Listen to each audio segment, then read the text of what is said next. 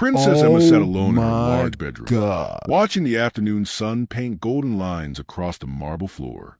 The palace was silent, except for the distant sound of birds singing in the royal gardens. She was 19 years old, and she felt like a prisoner in a golden cage. Outside her window, the kingdom stretched far and wide. She could see the city with its busy streets, the forest beyond it, and the mountains in the distance. People walked freely down there, made their own choices, and lived their own lives. Emma watched them through her window, like she was watching a movie she could never join. Her life was not her own. Everything she did was planned, organized, and controlled by dozens of people. What she wore, what she ate, who she spoke to, where she went, nothing was a real choice. Every morning began the same way. Her assistant would come in at 6 o'clock, open the heavy velvet curtains, and say the same words. "Good morning, Your Highness. It is time to begin the day." Emma had tried to rebel before. Last year, she had secretly gone to the village market dressed in simple clothes, wearing a wig and sunglasses. For 3 hours, she felt like a real person. She bought ice cream from a street vendor, talked to a shopkeeper about the weather, and sat on a bench watching ordinary people live their ordinary lives. It was the best day she had experienced in years. But the palace guards found her, and her father, the king, had been furious. "A princess does not behave this way," he had said, his voice cold and disappointed. "Your actions embarrass the entire royal family. You must understand your duty and your position." Since that day, the rules had become stricter. She had 2 guards following her everywhere now, even inside the palace. Her phone was checked regularly. Her letters were read before she sent them. Her freedom had become even smaller. But today was different. Today, something unexpected happened. Emma was sitting at her writing desk, trying to write a speech for the charity event happening tomorrow, when she heard a knock on her door. This was unusual because people rarely knocked. They usually just entered after announcing themselves formally. "Come in," Emma called out, curious about who would break the strict palace protocol. The door opened, and a young man stepped inside. He looked about 25 years old, with kind brown eyes and dark hair. He was dressed in the simple black uniform of the palace guards, but there was something different about him. He held himself with confidence, not the stiff, formal posture of the other guards. "Your Highness," he said, bowing slightly, "my name is Marcus. I am your new head guard." Emma stood up, surprised. She had not been told about a new guard. Usually, she was informed about every change in the palace staff, even though no one asked her opinion. "Where's Captain Reynolds?" she asked. Captain Reynolds had been her main guard for 2 years.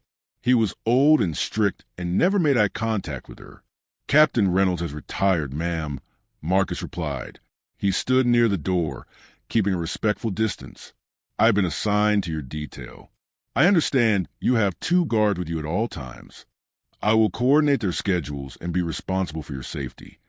Emma studied the stranger.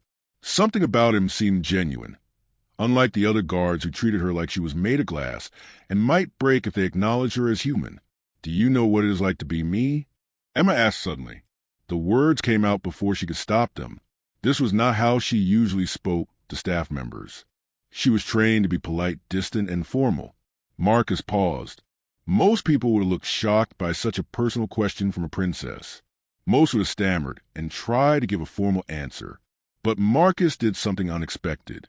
He considered the question seriously, as if she had asked him something important. "No, ma'am," he said honestly. "I do not know what it is like to be you, but I know what it is like to lose your freedom. My father was a soldier and my mother was a nurse. They both served others for their entire lives, and they had very little choice about it.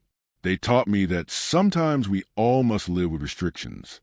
But they also taught me that people deserve respect and kindness, no matter what their position is." This answer surprised Emma. She had not expected such honesty from a palace guard. "I have heard stories," Marcus continued carefully, "about how the previous princess and your family found happiness by helping others. I wonder if that might be something you are interested in as well." Emma felt something shift inside her chest. No one had ever suggested to her that she might have interests or desires that mattered. She was always told what she should do, not asked what she wanted to do. "What is your job exactly?" Emma asked. "To keep you safe," Marcus said, "to make sure no harm comes to you. But safety means different things to different people. For some, it means protecting the body. For others, it means protecting the spirit and the heart." Emma returned to her chair and sat down slowly. She picked up her pen and looked at the blank page in front of her. The speech she was supposed to write was about women's rights and helping young girls in the kingdom, but the words would not come. How could she write about freedom when she had none? "Marcus," she said quietly, not looking up, "do you think a princess can ever be truly free?" There was a long silence. Emma wondered if she had asked an inappropriate question, but finally Marcus spoke. "I think, Your Highness, that freedom is sometimes found not in escaping our position, but in understanding it and choosing to use it for something that matters. You are a princess, and that cannot change. But what you do with that position, that is something only you can decide." Emma looked up at him then.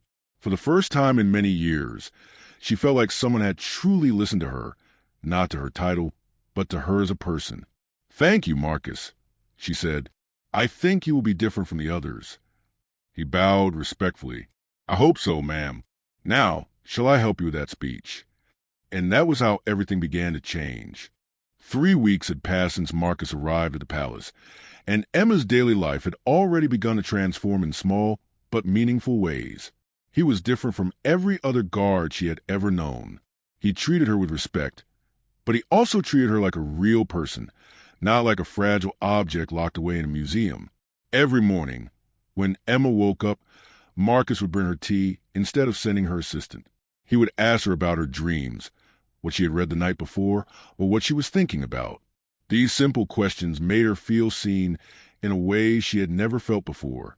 The other guards would stand frozen like statues, watching her move around but never truly looking at her. Marcus was different. He listened. He remembered things she said. One Tuesday morning, Emma sat in the palace library going through old documents for a speech about women's rights. She was researching historical information about women in her kingdom, trying to understand their struggles and their achievements. Marcus stood nearby as always, but instead of remaining silent, he began to help her search through the old books and papers. "This is interesting," Marcus said, pointing to an old newspaper from 50 years ago. "Look at this article. Your grandmother was quite revolutionary for her time. She started a school for poor children." Emma read the article carefully. She had never heard this story about her grandmother in the official palace history. Her grandmother was described as someone who attended parties and charity events.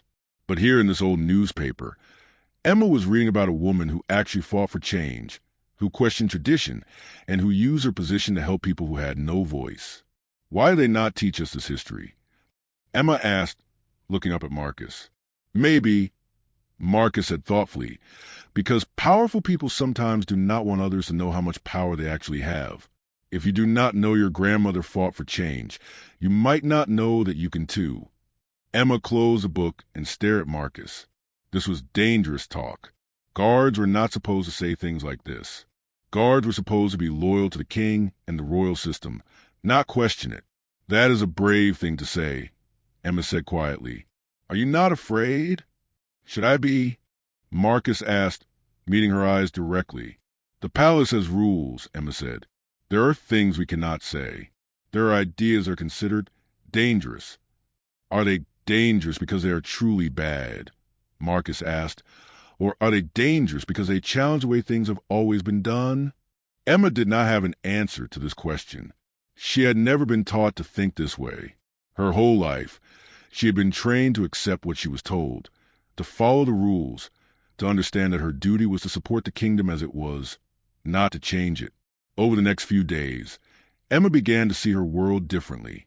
She noticed things she had never noticed before. She saw how the servants worked long hours for very little money. She saw how decisions were made by a small group of old men in a room, decisions that affected thousands of people who had no say in the matter. She saw how rules existed not necessarily to protect people, but to maintain power and control. One evening, Emma's father, the king, called her to his office. This was unusual. The king did not often spend time with his children. He was a distant figure, someone who was always busy with state matters and official business.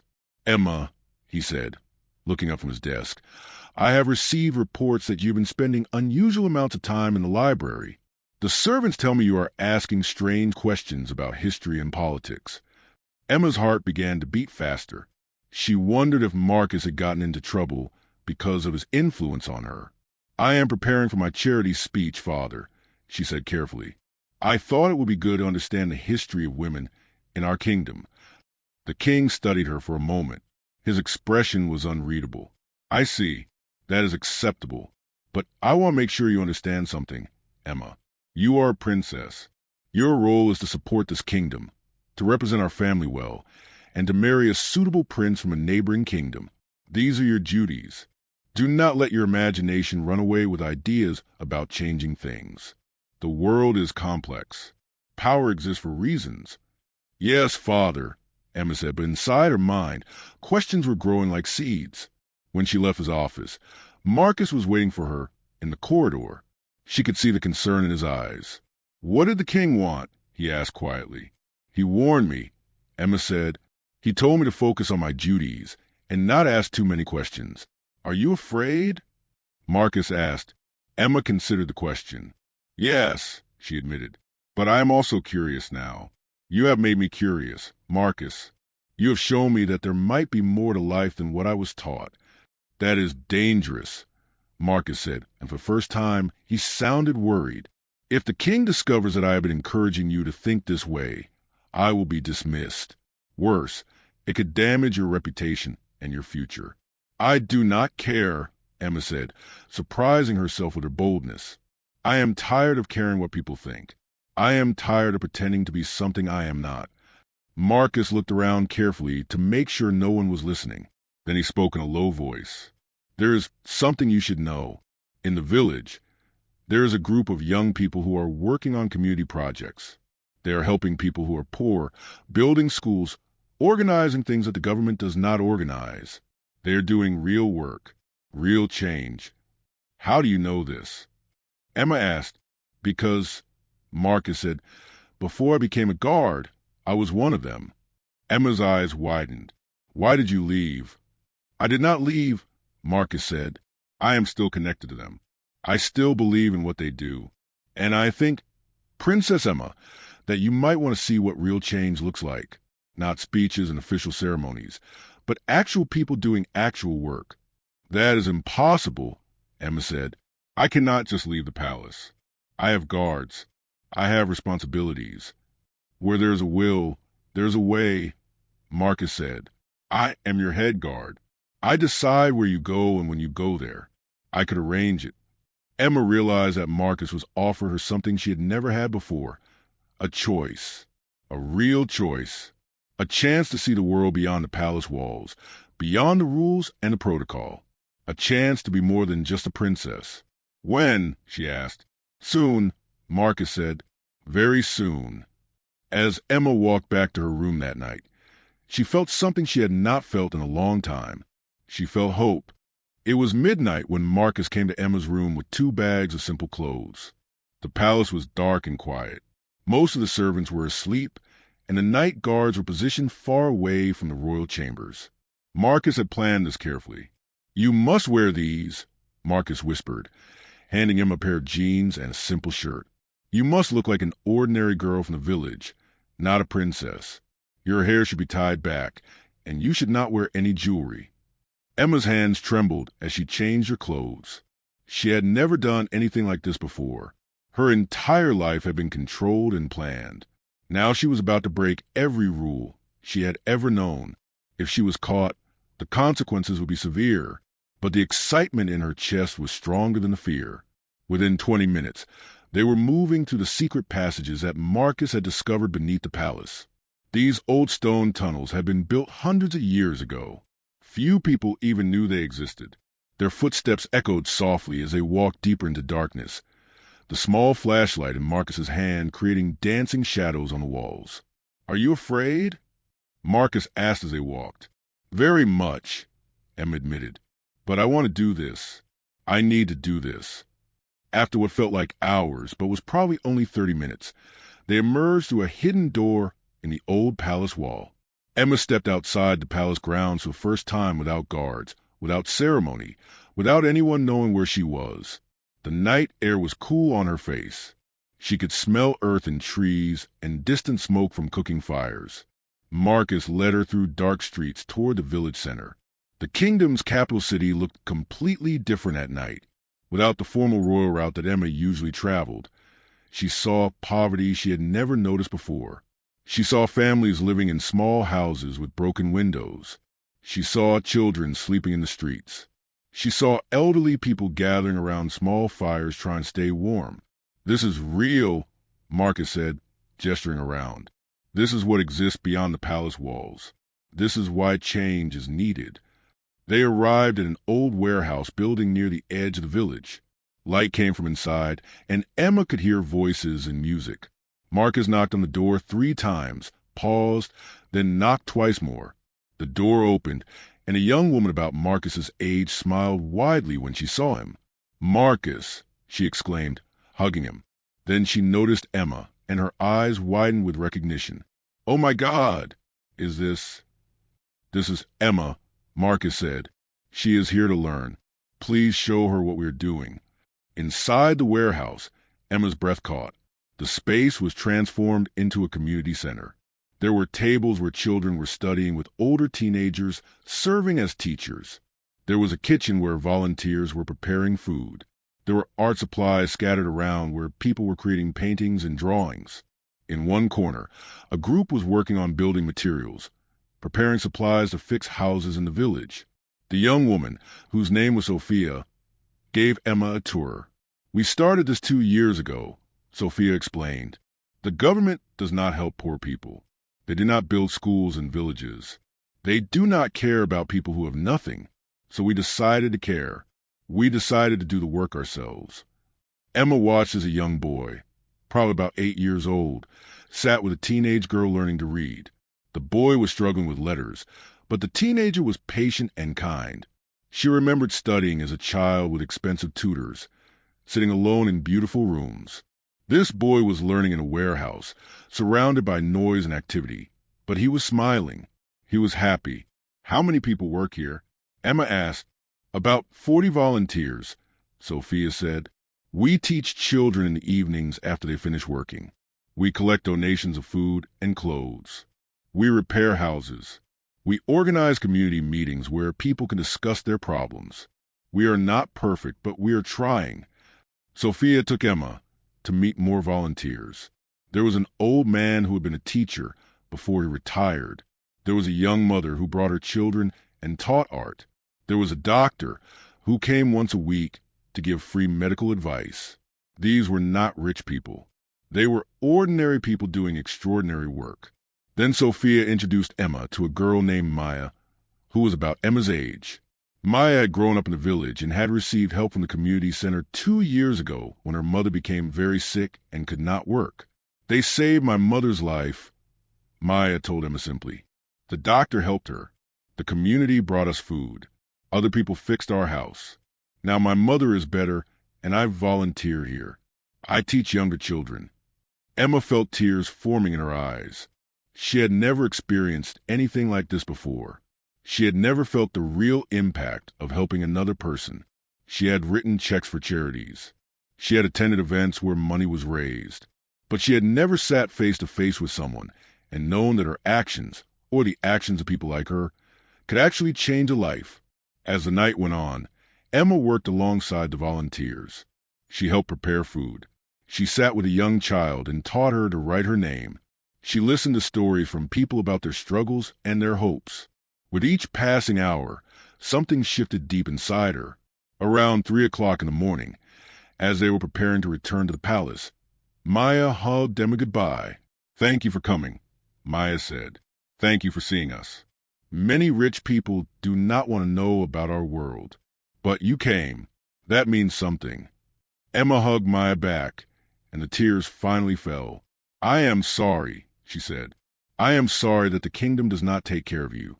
I am sorry that you have to struggle like this." "Do not apologize," Maya said. "Just remember what you saw here. Remember us. And if you ever have the power to change things, change them. The walk back through the palace tunnels felt different. Emma was exhausted but alive in a way she had never felt before. Every comfort in the palace suddenly seemed unfair. Every rule seemed pointless. Every tradition seemed meaningless when people outside were suffering. When they reached her room, Marcus said, "You can go back to being a princess now. Or you can do something different." Emma looked at him. "What do you mean?" "I mean," Marcus said, "that you have seen the truth. Now you must decide what to do with that knowledge. The choice is yours." Emma sat on her bed as the sun began to rise, and she made a decision that would change everything. 2 weeks after her midnight visit to the warehouse, Emma could no longer pretend to be the same person she had been before.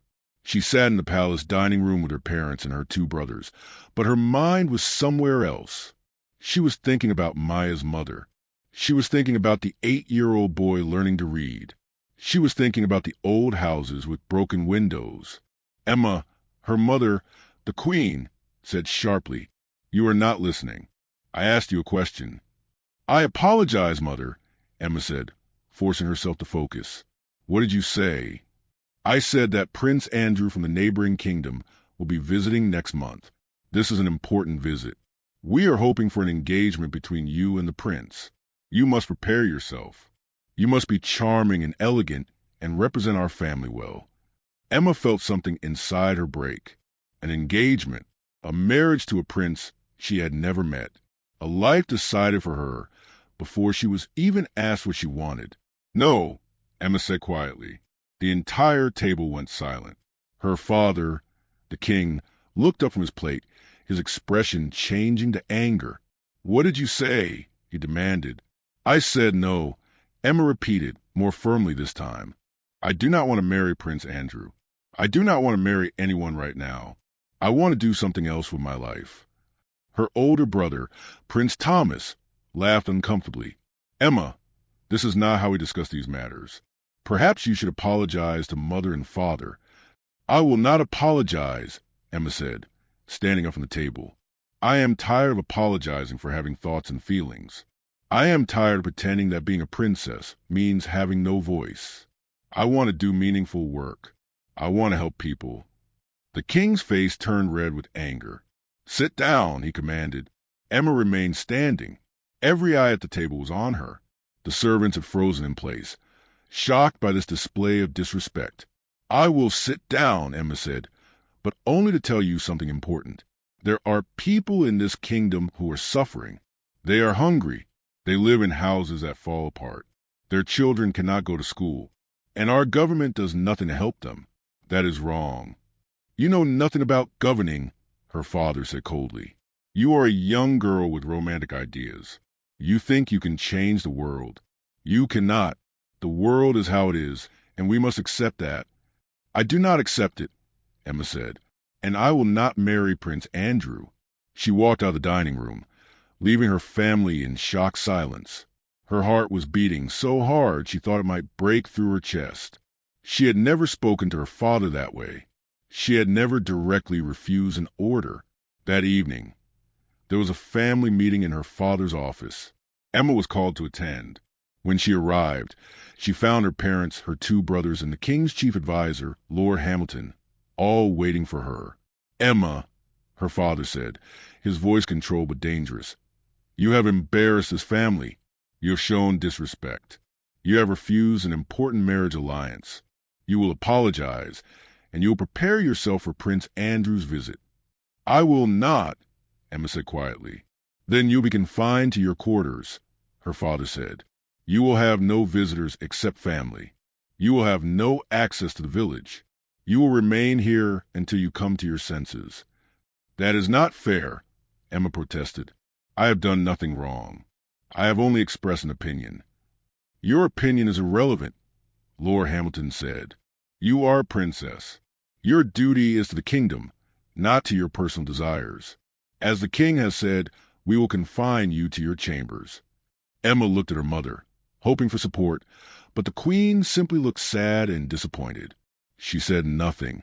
As Emma was being escorted back to her chambers, she passed Marcus in the corridor. Their eyes met for just a moment, and she could see his concern. That night, after everyone had gone to sleep, there was a soft knock on her door. It was Marcus. He moved quickly and quietly. "I heard what happened," he whispered. "You were very brave." "I feel foolish," Emma said. "I have made everything worse. Now I cannot even leave my room." "But you spoke the truth," Marcus said. "That takes courage." Over the next 3 days, Emma was truly imprisoned. Guards stood outside her door. She was not allowed to leave her room, except to use the bathroom. Food was brought to her, but no one spoke to her. She felt isolated and defeated. She wondered if she had made a terrible mistake. On the 4th day, something unexpected happened. Sophia arrived at the palace with a group of young people from the village.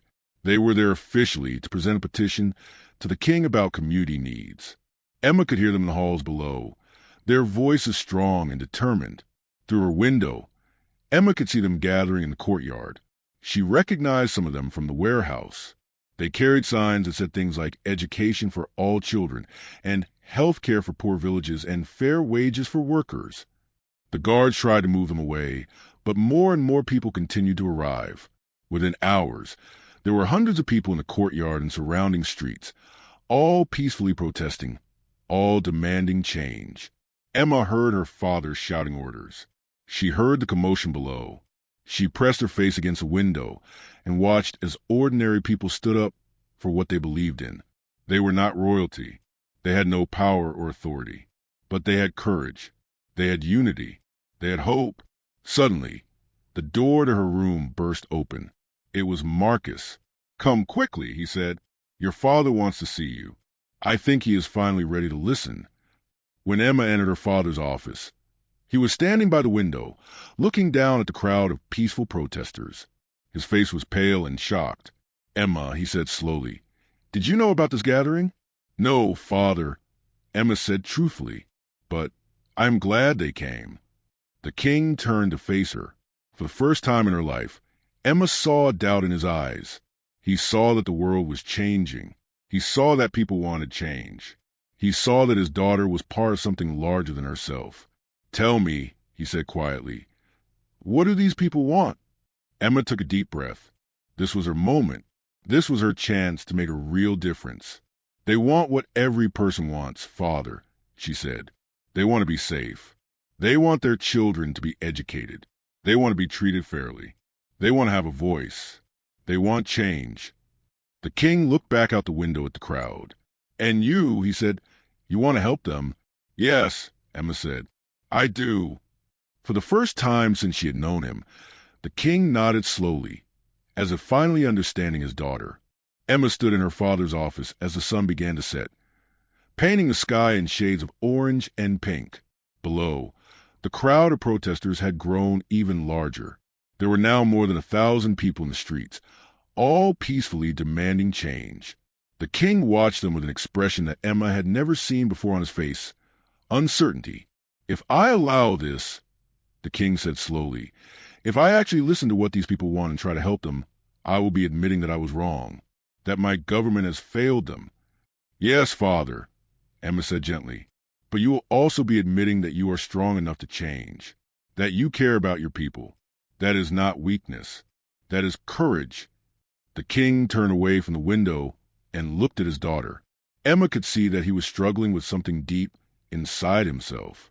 A lifetime of tradition, power, and control was clashing with the reality of what his own child was showing him. "What would you do?" he asked finally. "If I gave you the freedom to act, what would you do?" Emma had thought about this question many times. She had imagined it during those long nights in the warehouse, watching Sophia and the volunteers work. "First," Emma said, "I would listen, really listen to what the people need.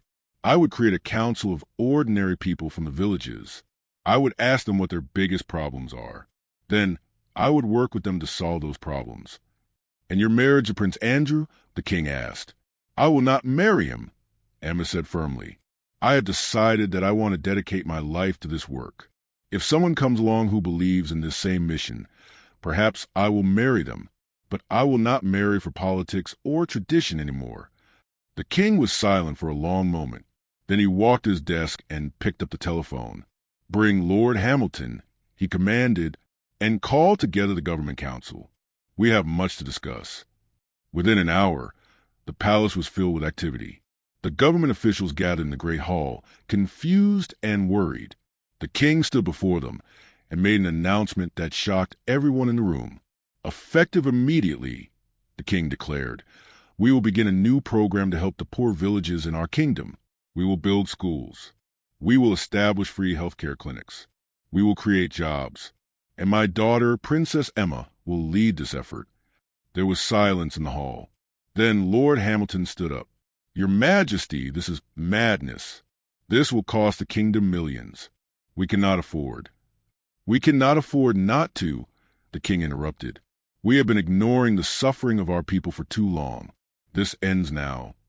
That night, Emma met with the protest leaders outside the palace. Among them was Sophia, and Emma hugged her friend tightly. We did it, Sophia whispered. We actually did it. No, Emma said, pulling back to look at Sophia. You did this. You and Marcus and everyone at the warehouse. You showed me the truth. Now we get to do something real with it. Over the following months, everything changed. Emma worked every day with Sophia and the community leaders. They created a list of villages that needed the most help.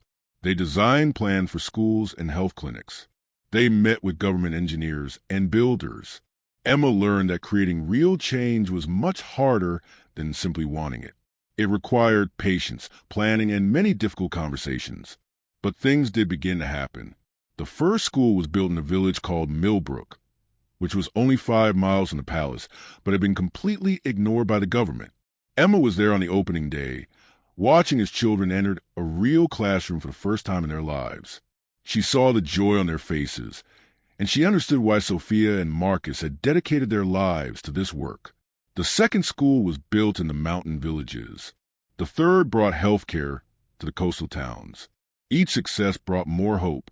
Each completed project inspired more people to believe that change was possible.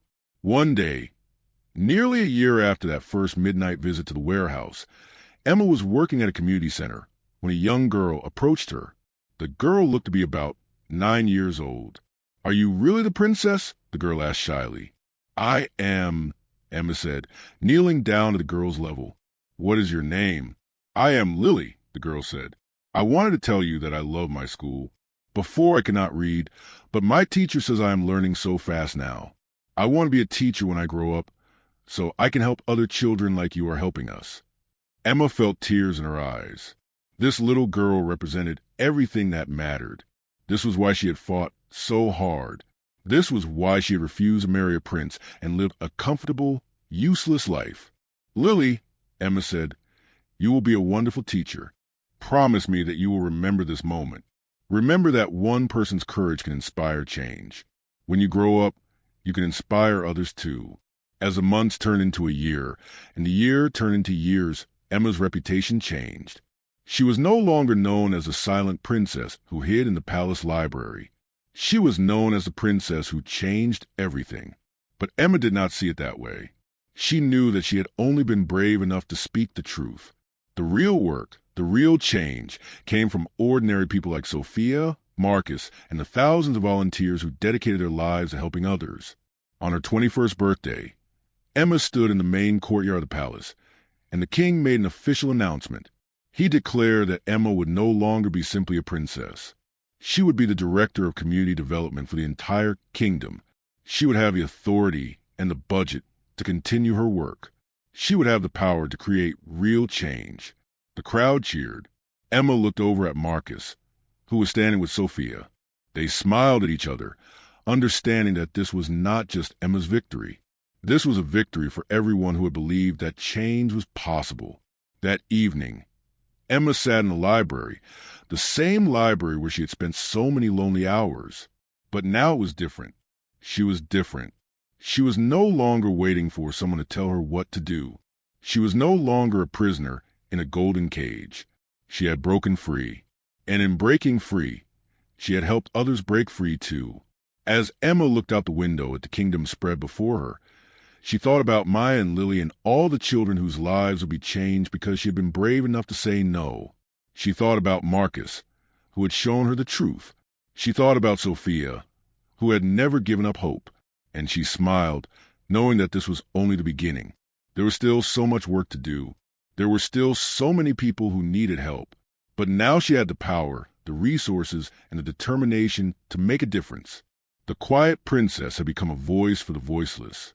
The girl who had been controlled by everyone had learned to control her own destiny. And in doing so, she had changed not just her own life, but the lives of thousands of people in her kingdom. The story of Princess Emma would be told for generations to come, not as a fairy tale about a princess who married a prince and lived happily ever after, but as a true story of a young woman who had the courage to question everything and the strength to change the world.